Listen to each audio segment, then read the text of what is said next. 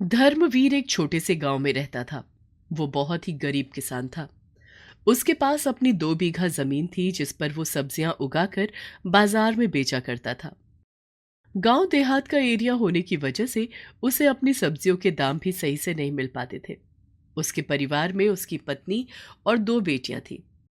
इस बारी जून के महीने में इतनी भयानक गर्मी पड़ती है कि उसकी उगाई हुई सब्जियां गर्मी की वजह से झुलस जाती हैं।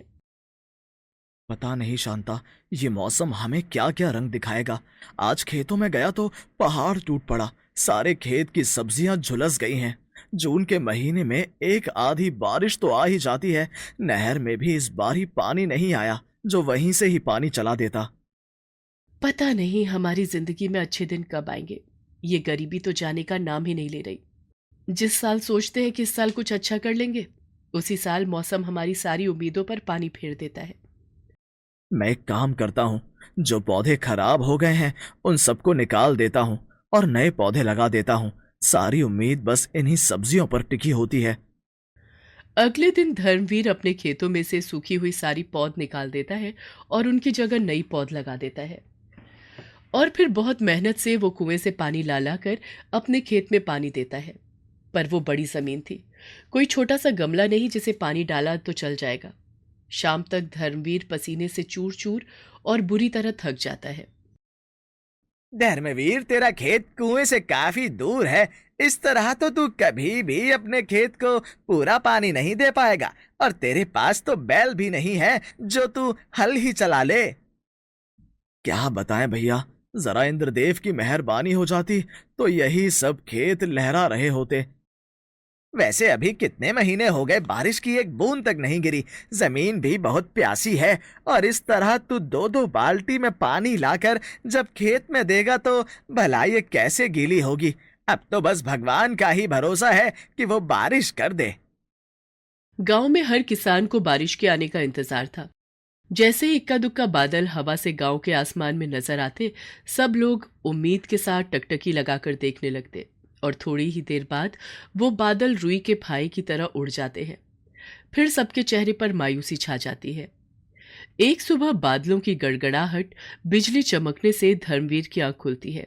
वो बाहर जाकर देखता है तो मौसम बहुत सुहाना था। बारिश किसी भी वक्त आ जाती। उसके चेहरे पर खुशी आ जाती है। वो जल्दी से शांता को उठाता है। अरे ओ शांता, उठ जल्दी से देख। देख तो इंद्रदेव हम लोगों पर मेहरबान हो गए। बारिश आने वाली है। शांता आंख मलते हुए उठती है और बाहर जाकर देखती है तो पूरा आसमान काले काले बादलों से घिरा हुआ था। तभी हल्की हल्की बारिश होनी शुरू हो जाती है और थोड़ी ही देर में बारिश बहुत तेज हो जाती है। गांव के सब लोग बहुत खुश हो जाते हैं। सबके चेहरे पर मुस्कान आ जाती है। धर्मवीर की 2 बेटियां भी बारिश को देखकर बहुत खुश होती हैं और ताली बजाते हुए बारिश में भीगने चली जाती हैं। भगवान का शुक्र है, गरीबों की सुन ली उसने। अब जमीन में पानी जाएगा तो हमारी खेती भी अच्छी हो जाएगी। बस आज पूरा दिन बारिश हो जाए, उसके बाद खेतों में जाकर देखूंगा। अगर बारिश अच्छी हो गई तो फिर महीना भर खेत में पानी देने की जरूरत नहीं पड़ेगी। शांता सबके लिए खाना बनाती है और खाना खाने के बाद आज धर्मवीर बच्चों के साथ बारिश में खूब मजे करता है। उसकी 2 बेटियां भी आज पिता से समय मिलने पर बड़ी खुश। उनको इस तरह हंसता खेलता देखकर शांता भी खुश हो रही थी। सुबह की शुरू हुई बारिश शाम तक भी कम नहीं होती। मेरे ख्याल से 12 घंटे से ज्यादा तो हो गया है बारिश होते हुए। हाँ, इतना समय तो हो गया है। कोई नहीं, बारिश हो जाने दो, खेतों को खूब पानी मिल रहा होगा। कुछ समय बाद बारिश कम होने की बजाय और मूसलाधार शुरू हो जाती है। गांव के सब लोग बाहर निकलकर देख रहे थे कि बारिश बहुत तेज थी। इतनी तेज बारिश अभी तक गांव में नहीं आई थी।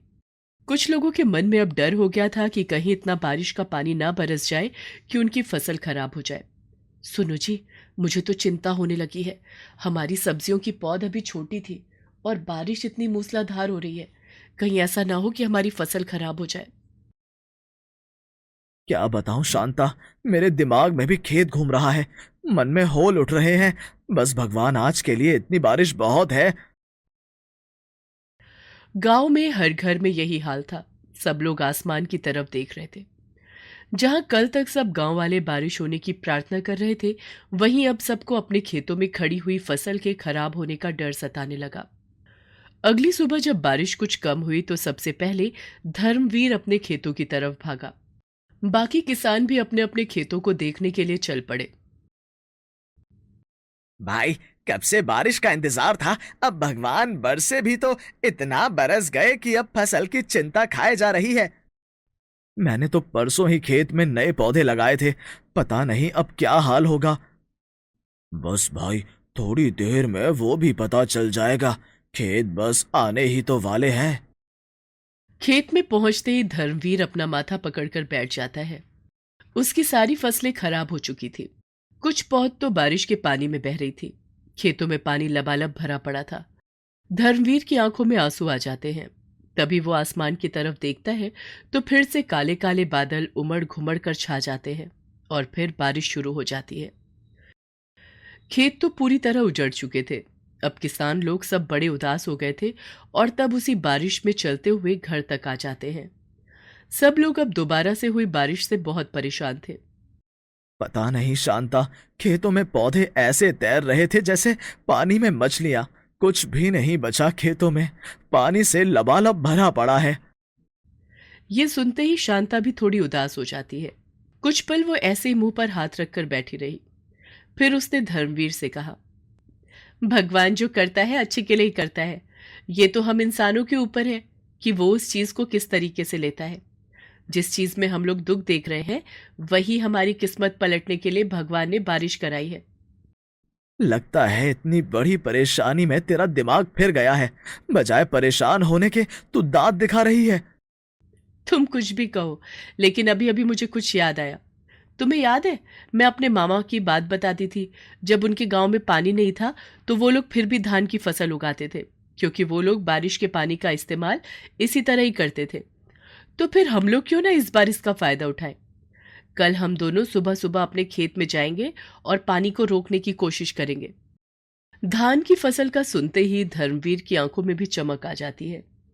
उसे शांता की बात सुनकर बड़ी खुशी हो रही थी। वो मन ही मन अलग अलग तरह के विचार बनाने लगा। और उधर इंद्र देवता जो शुरू हुए तो बंद होने का नाम ही नहीं ले रहे थे। जैसे जैसे रात काटने के बाद सुबह बारिश हल्की होती है तो शांता और धर्मवीर बच्चों को खाना वाना खिलाकर खेतों की तरफ चल देते हैं। वहां जाकर देखते हैं तो खेत पूरी तरह पानी में डूबे हुए थे। कुछ गांव के किसान भी अपने खेतों को देख रहे थे। शांता और धर्मवीर सबको बुलाते हैं और उनसे धान की फसल के बारे में बात करते हैं। और तभी सब किसानों के मायूस चेहरे पर मुस्कुराहट छा जाती है। अगले दिन कुछ किसान मिलकर शहर से धान की पौध लेकर आते हैं और अपने खेतों की डोर बनाते हैं। सबके खेतों में पानी रुक जाता है तो वो लोग अपनी लाई हुई धान की पौध को खेतों में उगा देते हैं।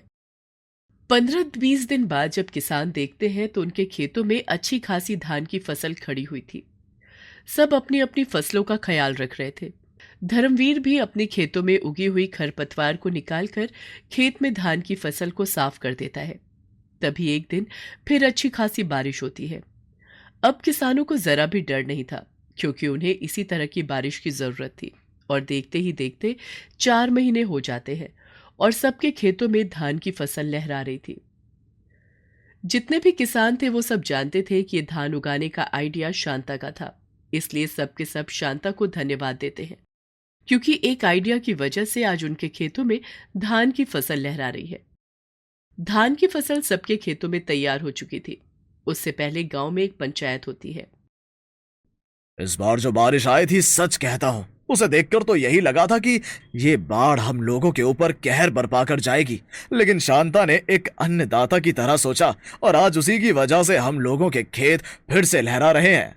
मैंने ये पंचायत सिर्फ इसलिए बुलाई कि मैं शांता को सबकी तरफ से बधाई देना चाहता था और सब लोगों को ये बताना चाहता था कि जब कभी भी ऐसी कोई मुसीबत आए तो उससे घबराने के बजाय हमें अच्छी चीजें सोचनी चाहिए, जिनके नतीजे भी अच्छे निकलते हैं। हमारे गांव में नहर का पानी कभी कभी आता है और खेतों के पास कुएं भी कम है। गांव की तरक्की के लिए अब हम लोग बारिश के पानी का स्टोर किया करेंगे और उसके लिए मैं और गांव के 1-2 लोग शहर जाकर वो टेक्निक सीख कर आएंगे जिससे पानी बचाया जा सके। लाखों टन बारिश का पानी ऐसे ही बर्बाद हो जाता है। अब हम लोग उस पानी का इस्तेमाल करना सीखेंगे और ये सब कुछ शांता की वजह से हुआ। इसलिए मैं सब गांव वालों की तरफ से 2100 रुपए का इनाम के तौर पर शांता को देना चाहता। फिर सरपंच सबके सामने शांता को इनाम की राशि 2100 रुपये देता है, जिसे पाकर शांता और धर्मवीर दोनों बहुत खुश होते हैं। और अगले दिन सब लोग अपने अपने खेतों में धान की फसल की कटाई में लग जाते हैं। अब किसानों के पास साल भर खाने के लिए धान भी था और बेचने के लिए भी। घर में जब धान की बोरियां लाकर धर्मवीर लगा देता है तो बहुत खुश होता है और शांता को गले लगा लेता है।